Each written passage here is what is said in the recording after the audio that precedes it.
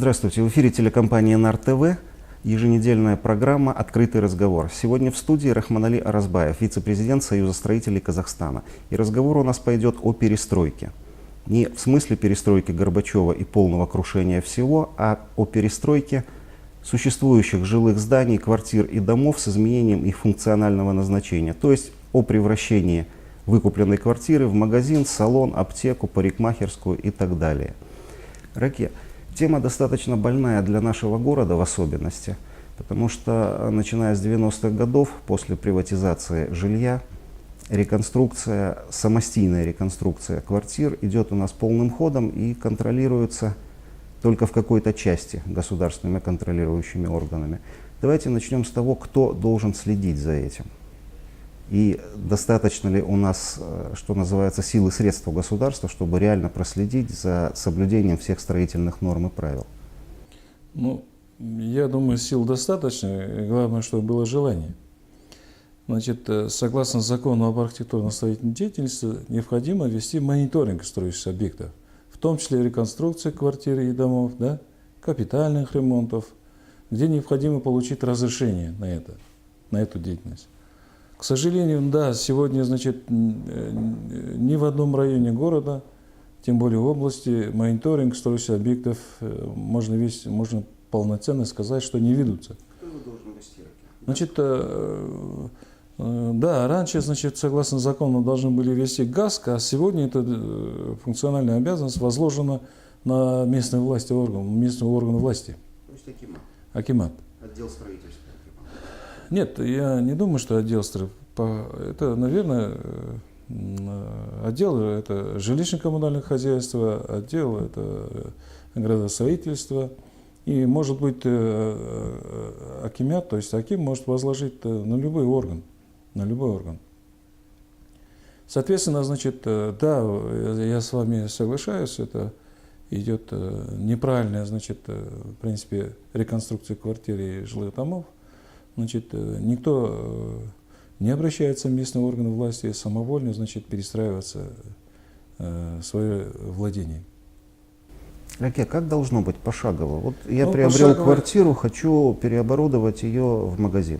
Что я должен сделать? Это зависит от того, значит, местонахождения, от конструктива самого жилого дома. Если крупнопанельный жилой дом, значит, я не думаю, что кто-либо, какая-нибудь организация возьмет на себя, значит, ответственность, то есть я имею в виду проектную организацию, да, которая готова на себя взять ответственность реконструировать эту квартиру. Поскольку в крупнопанельных домах выдержать устойчивость, сейсмоустойчивость, как ранее было принято, невозможно. Значит, соответственно, если кто-то берется реконструировать крупнопанельные жилые дома, я думаю, он это глубоко ошибается, поскольку нету такой методики или там нормативного документа, где можно усилить, значит, то есть выдержать ту нагрузку, которая есть сегодня, и пробить там проемы в крупнопанельных жилых домах. Это недопустимо. Тем более, говоря о внутренних стенах несущих, вообще трогать нельзя. То есть все наши первые этажи в блочных пятиэтажках, переоборудованные, как кому Бог на душу положил, это практически незаконная работа. Это вполне можно сказать, что это незаконно. Поскольку нет нормативно таких документов, где разрешало бы разрушать такие конструкции. Ну, они же, видимо, где-то проходили все-таки согласование, утверждение проектов. Ну, я не могу на это ответить, поскольку, видимо, да. Мне тоже непонятно, как это в органах юстиции она регистрируется. Любая, значит, реконструкция квартиры, тем более в крупнопанельных, она должна получить разрешение, значит, должен, значит, пройти проектирование, экспертизу, значит, и получить, уведомить местный орган власти о реконструкции своей квартиры.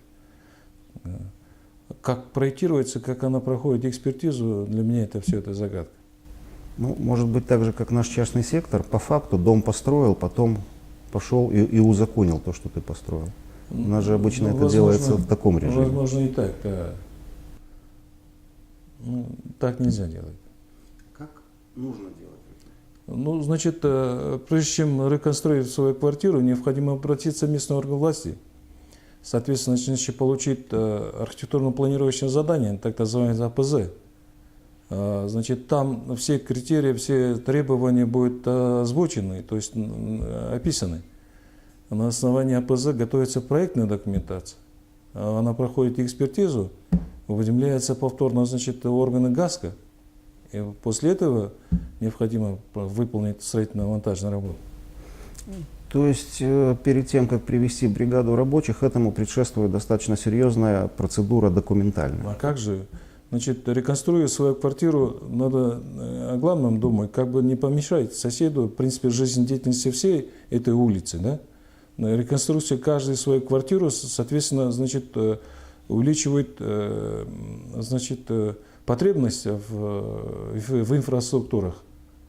Если была обычная квартира, сегодня превратилась это в кафе или парикмахерскую, соответственно, потребность воды, канализации, электроэнергии и, значит, транспортной увязки, то есть необходимо парковку делать, чтобы люди могли останавливаться, правильно? Соответственно, значит, давление потихоньку состоится на эту улицу. А если представьте себе, значит, вся улица начнет реконструировать, и тем самым у нас создадутся пробки и проблемы с коммуникацией. Ну, что мы и наблюдаем, собственно. Да. Все центральные улицы забиты припаркованными машинами. К сожалению, я же повторяюсь, значит, ни один это местный орган, то есть это Акимат, сегодня не владеет ситуацией. Не может сказать, сколько квартир на сегодняшний день реконструируется, какие объекты, значит, на его территории застраиваются. Это очень печально. Это жестко должен быть контроль. Это все должно быть в рамках, опять же, значит, градостроительных норм. И строго должен соблюдаться градостроительный регламент. Нормативная база для этого у нас в стране, насколько мне известно, есть. Достаточно. Я думаю, что, значит, закон, в принципе, разработан очень четко, тем более она действует из древних времен. Значит, я думаю, что там пробелов нет. Там четко все расписано. Значит, выглядеть на местности это должно примерно так. Я начинаю переоборудование своей квартиры под что-то, чего я хочу из нее сделать. На следующий день ко мне приходит товарищ из Акимата и говорит: здравствуйте, объясните, чем вы здесь занимаетесь и имеете ли вы на это право, так? Ну, в принципе, так и должно быть. Значит, вся территория Акимата, значит, она должна быть ежедневной, значит, выполняться обзор, хронометраж, значит, жизнедеятельности всего региона. Появляются какие-либо застройки, допустим, это строительная бригада, как вы говорите, значит, она должна быть зарегистрирована в органах местных властей. И он четко должен знать, да, здесь они получили разрешение, да, здесь имеется необходимый, значит, разрешительный документ. А вот здесь нет. Почему они самовольно это делают? Алексей, чуть-чуть в сторону по строительным бригадам. Я так предполагаю, что они должны как-то сертифицироваться, видимо. Есть какая-то процедура их проверки на соответствие? Да, конечно, они тоже должны, значит, пройти требования, поскольку если объект сейсмикоопасное строительство, значит, она должна пройти процедуру, значит, получения разрешения, то есть уведомления органа ГАСКО.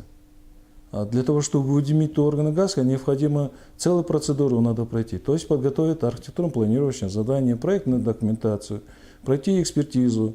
После этого уведомляет органы ГАСКО, начинает строительство. Окей, а как нам удается обойти все это? Ну, для меня тоже это непонятно. Потому что Отсутствие контроля, это системного контроля нет. реконструирован практически весь город. У нас вряд ли осталось на первых этажах много помещений. То, что случилось, наверное, это уже случилось. Хотя бы далее надо это, как бы это порядок приводить надо. К сожалению, да, местные органы власти, давая разрешение, значит, реконструировать свою квартиру одному, он теряет уже, отказывает право и другим. Соответственно, ну вот если взять один жилой дом, началась реконструкция первого этажа, одному дал разрешение, соответственно, он вынужден будет дать всем. Хотя он, если задуматься, он создаст завтра проблему на этой улице, да? Значит, позволит ли, значит, расширение услуг или там инфраструктура, там уличные движения? Да я думаю, об этом никто не задумывается, прежде чем давать разрешение. Как раз над этим надо сначала думать. Окей, есть еще вторая часть этого вопроса, вопрос безопасности. Мы его с вами как-то обсуждали на страницах Южного Казахстана. Все вот эти реконструкции типовых многоэтажных зданий – потенциальная угроза для безопасности всего здания. Каким образом этого можно избежать? У нас были примеры, ну, например, с созданием Старого Уюта, это довольно давнее время, где-то, по-моему, конец 90-х, когда там появился первый арендатор, который начал его переоборудовать. Там сменилось уже множество хозяев.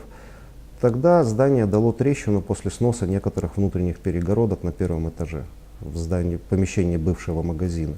Таких примеров в городе много на самом деле. Очень опасно. Значит, если кто-то берется реконструировать крупнопанельный жилой дом, он серьезно должен задуматься. Значит, маленький даже это пробив район, это всецело он влияет на конструкцию. Значит, в крупнопанельном жилом доме, значит, каждая конструкция, каждая арматура, каждая стена несет свою нагрузку. Поэтому, значит, реконструируя свою квартиру, соответственно, он выводит, изменяя функциональное. Если реконструируя, в основном на первых этажах меняет функциональное назначение. Соответственно, он и выводит из жилого фонда, значит, переоборудуя свою квартиру. Если из жилого фонда выводит, значит, он должен отдельный доступ должен иметь, отдельный вход. Если отдельный вход, необходимо отдельный вход, его, значит, пробивать наружные стены. А вот здесь как раз-то это должны нести ответственность проектные институты, ответственность должен нести ГАСК, да, вот давая разрешение подобным реконструкциям. Ну, вы сказали, что по сборному железобетону у нас нет проектов по его переоборудованию. Невозможно его делать. Ни одна проектная организация на себя не может взять ответственность. Поскольку нет такой методики усиливать или хотя бы сохранить устойчивость, сейсмоустойчивость, да, прежнюю, да, и пробить стену. То есть вот в этих наших панельных коробочках все стены несущие? Все несущие стены, да. Ну, что значит несет? Они это по-своему, каждая конструкция несет свою нагрузку. Если возьмем другой дом, кирпичное здание или там каркасное здание, в каркасном здании идет только заполнение кирпичом, да, он несет только стены, скажем, да, несет. Он не несет никакую нагрузку, он сама несущая стена. Да, там, в принципе, проектный институт может усилить стену, это, да, и пробить стену и дать разрешение на эту реконструкцию с наружной стороны. Кирпичным зданием тоже это допустимо, но в крупнопанельных домах это практически невозможно. Раке, в таком случае, как вы оцениваете состояние безопасности наших пятиэтажек сейчас? Во-первых, они давным-давно выработали свой ресурс, который им был заложен при постройке. Уточните меня, по-моему, они рассчитаны на 50 или на 40 лет. Я не могу на однозначный ответ, поскольку я не являюсь узким специалистом, да, когда можно давать оценку. Это специализированная организация, которая имеет доступ, которая имеет, значит, аккредитацию на эту деятельность. Вот эти организации проводят обследование. Но эту работу по железобетону проводить необходимо в городе. Я правильно вас понимаю? Однозначный ответ я не могу, конечно. Это решение акимата, местного органа власти. Если считают, что это устойчиво, стоит здание, значит, наверное, стоит. Но пока специалисты не оценили, никто не может сказать, насколько хорошо оно стоит. Да, ну, как она регистрируется, я же повторяюсь, это в органах БТ, если он это не получил необходимые разрешения, как она регистрируется, для меня тоже загадка. Ну, проверкой на сейсмоустойчивость у нас будет только 8-бальное землетрясение, наверное, так, по факту. Ну, это тогда мы точно узнаем. Не дай бог, конечно, но насколько они сейсмоустойчивы. Вернее, насколько сохранилось заложенное в них при постройке сейсмики. Не сейсмолог, я вот не узкий специалист это утверждает, говорит об этом. Я, в принципе, говорю процедуру, как должно быть. И вообще, как нам дальше вообще обустраиваться. Но процедура ведь была придумана не для того, чтобы усложнить жизнь частным предпринимателям. Не, вообще вы тему эту очень хорошо поднимаете. Это местные власти, значит, органы местной власти об этом постоянно должны говорить, оповещать. Народ не знает об этом, эти тонкости. Они каждый думает, что значит, если сосед реконструировал свой, почему бы мне не сделать так же, да? Не задумываясь о последствиях. Ну да, и как можно дешевле. И как можно дешевле. Потому что законная основном, процедура, которую да, вы изложили, она же еще и затратная. То есть каждый этот шаг стоит денег. И кроме этого, ответственность должны нести и коммунальные службы, которые тоже невольно становятся соучастниками этого процесса. То есть, давая технические условия, да, на реконструкцию квартиры, реконструкцию своих сетей инженерных и так далее, создают они давление. В принципе, он же как бы часть нагрузок забирает от других потребителей, получается. Окей, вот у меня давно назрел вопрос к специалисту. Как наши инженерные сети до сих пор выдерживают многократно возросшую нагрузку? Даже кратность, насколько она выросла, просчитать сейчас сложно. Но мне тоже это сложно ответить на это. Это что, такой запас прочности в них был заложен? Ну, видимо, да. Видимо, да. И эти вопросы касаются узких специалистов, и поэтому однозначно говорить, что как она сегодня несет нагрузку. Ну, запас, наверное, не беспределен все-таки. Рано или поздно мы же бесспорно, уткнемся. Бесспорно, вы правильно говорите. Значит, это однозначно мы придем к проблеме создания. Ну, мы повторимся, значит, хотя взять центральную улицу Таукихана, значит, и Адырбекова, и другие улицы, которые это безбожно реконструируются и создаются, вырастают там абсолютно непонятные объекты, которых не значит в градостроительной документации. А вот здесь как раз-то будет очень серьезная проблема. Вот безбожно очень хорошее выражение. Я долго пытался подобрать определение, что у нас делается с центром города. Это именно безбожно. То есть каждый в меру своей фантазии и грамотности, от интерьера до внешнего вида здания, делает все, что ему заблагорассудит. У меня такое впечатление. Может, конечно, это и контролируется. Если бы местные власти ввели бы мониторинг строящихся объектов, наверняка столкнулись бы с этими проблемами. Не стали бы люди так реконструировать свои дома. Мониторинг необходим сегодня вести. Мониторинг строящихся объектов необходим. Это один из главных, значит, критерий требований должно быть. И заниматься этим должны местные органы власти. Ну, или по их поручению, то, кому они это доверяют. Кстати, этим могут заниматься частные организации. Ну, то есть Акимат нанимает структуру, которая имеет специалистов. Да, это мониторинг деятельности, это не лицензируется, пожалуйста, выделяются из бюджета деньги и ведутся мониторинги. Почему бы нет? То есть это же не экспертная работа, это именно наблюдение за процессом. То есть началась стройка, пришел, зафиксировал, выявил нарушение, доложил. Ну, так? хотя бы начать с этого. Хотя бы четкую информацией владеть. Что строено в регионах, или в городах, или там, поселках. Что мы хотим вообще видеть это на перспективе? Через 5 лет, через 10 лет, через 25 лет. Это все надо планировать. Тогда у нас будут светлые, красивые, благоустроенные улицы, подъезды. Ну, мы вроде бы спланировали, у нас есть генплан. А процесс продолжается, я особых изменений не заметил. Ну, кроме новой застройки, естественно. Возможно. Здесь это очень тонкий вопрос, сложный, скажем, вопрос. Да.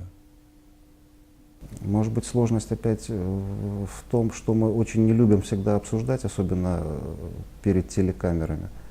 У каждого вопроса есть имя и фамилия и название должности. Скорее, наверное, так. Ну, возможно, знаете, вот я же повторяюсь, давая разрешение, значит, реконструировать свою недвижимость одному, они теряют уже право отказать соседям. Вот и происходит дальше. Ну, то есть это цепная реакция нарушения закона. Реакция остановить вряд ли это сегодня возможно. Или кто-то должен прийти и сказать: ребята, все, необходимо это соблюдать градостроительный регламент, а дальше нельзя это делать. Раке, у нас есть вторая часть этой же проблемы и гораздо обширнее, ну, по крайней мере, количественно. Это частное строительство, которое мне сложно вычислить, на сколько процентов оно ведется самостийно, но так по оценкам и прикидкам больше половины частных жилых домов и, кстати, частных коммерческих объектов в районах частной застройки, тех же магазинов, бань, аптек и так далее, строятся или без проекта, или по каким-то странно согласованным проектам. На нормальные строительные проекты это не похоже, даже внешне. Что у них творится внутри, вообще не знает никто. У нас много лет назад был пример землетрясения в Луговом, которое просто сравняло с землей огромные массивы вот подобной частной застройки. То есть это реальная угроза безопасности самим же жителям и то есть хозяевам этих домов, тех, которые их строят. Я с вами вполне согласен. Почему так происходит и что тут можно сделать? Думаю, наверное, значит, людям надо всегда об этом говорить и объяснять. Самая главная ценность – это человеческая жизнь, наверное, да? Дороже нету на свете. И поэтому нам тоже надо подумать над этим. Как сохранить жизнь при таких ситуациях экстренных, скажем так. И поэтому, прежде чем строить жилые дома, необходимо очень серьезно обратить внимание на устойчивость зданий. А вот здесь как раз местные власти об этом должны думать. Значит, если человек достаточно богатый, он может себе позволить каменные дома, которые выдерживают до 10 баллов, да? Если нет, тогда почему бы не придумать другие дома из подручных материалов, которые выдерживают также устойчиво стоит на сейсмичность, да? Вот. Здесь очень тема такая обширная, здесь необходимо постоянно над этим работать и совершенствовать надо. В принципе, очень много сейчас сегодня предлагаются разные варианты, допустим, из СИП-панелей дома, из крупноблочных домов, да, значит, по-канадски, по-американски, по-европейски, разные технологии есть. Почему это не внедрить у нас и требовать от застройщиков, вот, чтобы он обеспечил свою жизнь, безопасное проживание на этом доме. Это вопрос наличия денег, Раке, прежде всего. Это то есть все эти типовые проекты стоят довольно прилично. Я об этом в интервью говорил. Значит, строить частный жилой дом очень накладно. Серьезные деньги требует. Если человек может себе позволить, да, он должен браться за строить и дальше жить. А если у него нет возможности, значит, он должен обратиться в местный орган власти, опять же, что у него нет возможности строить частные дома, и поэтому надо как-то обеспечить ему безопасное жилье, да? То есть квартиры. То есть секционки для бедных, частное строительство, это все-таки для состоятельных людей. Да, это во всем мире это в каменных домах, коттеджах живут состоятельные люди. Ну, а дальше надо тоже думать о ежедневной, значит, затратах на коммунальные составляющие, да? И поэтому очень накладно жить на частных домах. Ну, а судьба вот этих саманных мазанок, которыми застроены все окраины города? Ну, это очень печально, конечно, это так застраивается. На самом деле, теперь, наверное, надо объяснять людям и думать над тем, чтобы обезопасить жизнь человека. То есть это занимается сейсмоусилением. Ну, есть разные там методы, процедуры. То есть это уже по готовым постройкам? Да. Ну, для меня, опять же, непонятно, как вводится в эксплуатацию, как органы юстиции это регистрируют, поскольку саманные блоки это не является строительным материалом на сегодняшний день. Ну, обратите внимание на объявление о продаже недвижимости в той же Шарабаре. Там целая колонка называется «Раздел времянки». Так что они, скорее всего, никак и не вводятся в эксплуатацию. Они десятилетиями существуют как временные строения. Я могу это более масштабно сказать. Здесь это в практике уже давно принято. Если большая площадь хочет построить там здание, соответственно, значит, под зданием берется государственный акт, выкупается земельный участок, остальные берутся под временные, то есть в аренду. Абсолютно непонятно. Под временный, значит, отвод нельзя строить капитальные объекты, и нельзя его регистрировать в органах власти. Но тем не менее, сегодня происходит это. Для меня тоже это загадка.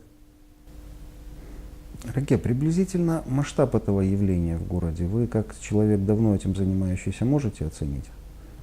То есть самостийное строительство, оно какую примерно долю у нас занимает? Ну, очень сложно это процентировать, да, вот говорить. Да. Ну, поскольку я хронометраж, это мониторинг не веду, но сплошь и рядом. Ну, от этой процентовки и процент угрозы, собственно, вырастает. Чем нам это грозит в случае, если нас, слава тебе Господи, Чимкент, Господь щадит очень много лет, но если нас тряхнет немножко сильнее, чем нас обычно встряхивает, то судьба этих мазанок, она однозначна. Не обязательно сейсмо, землетрясения, но есть и разные это катастрофы. Да? Вот Бугунский район, это Сарагачский район, Козласкер, там дома, это наводнения. Да, их просто смывают. Казалось бы, если нормально построенные дома могли бы это устоять. Согласно это СНИПа, согласно требованиям нормы, наверное, это проблем таких не было бы катастрофических. Я видел в Сарагачском районе смытые наводнением дома. Они стояли просто без фундаментов. То есть саманная коробка ставилась на слегка утрамбованную землю.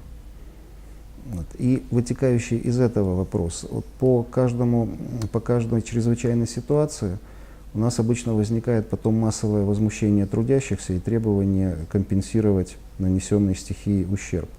И государство, поскрипово, его компенсирует. А если ты построил дом с нарушением всех строительных норм и правил, вообще имеешь право рассчитывать на компенсацию? Ну, если она в органах институции уже зарегистрирована, конечно, имеет право требовать. То есть главное его каким-то образом узаконить. Ну, узаконен, да, он имеет право требовать. Но другое дело, сегодня, значит, очень серьезно обсуждается тема страхования. У нас это очень мало практикуется, это недвижимость, это в других развивающихся государствах это везде страхуется. Как вы думаете, почему, вот это затраты, почему у нас это которые, не делается? это, ну, значит, недостаточно освещается данный вопрос, и, видимо, этой службы, которая занимается страхованием, недостаточно, значит, рекламируется, наверное. Ну, есть вариант, что рекламным компаниям не очень интересно страхование недвижимости. Но потому что, видимо, население еще не готово к этому. Надо об этом говорить постоянно. Население смогли заставить только в принудительном порядке страховать гражданскую ответственность по владению автотранспортом. Это такой единственный пример, причем это было сделано жестким принуждением. Во всем остальном, на ваш взгляд, в чем причина? Это что, наш так знаменитый менталитет, наплевательское отношение к себе, к жизни и ко всему, что будет завтра, послезавтра? Ну, мне сложно ответить это. Я в этой деятельности не профессор. Страховые компании есть. Этот вид услуг существует. То есть, ради бога, иди и страхуй свою недвижимость. Но почему-то очередей в страхкомпаниях я не замечал именно по этой теме. Ну, наверное, каждый думает, авось проскочит.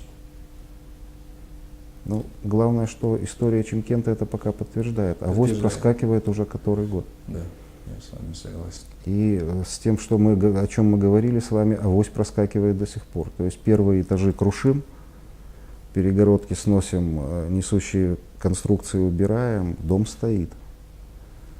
Строим вместо квартиры огромное кафе на 50 посадочных мест, грузим канализацию кухонными отходами, она ворчит, но справляется.